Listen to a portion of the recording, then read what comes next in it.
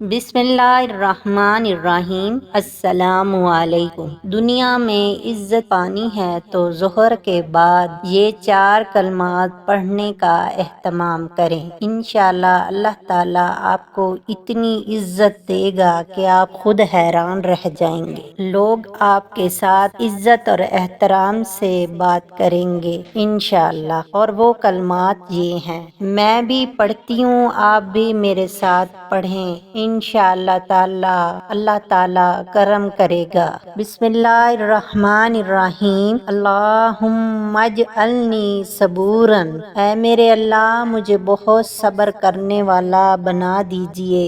واجعلنی شکورا، اور مجھے بہت شکر کرنے والا بنا دیجئے۔ واجعلنی فی عینی صغیرا، اور مجھے میری نظر میں چھوٹا بنا دیجئے۔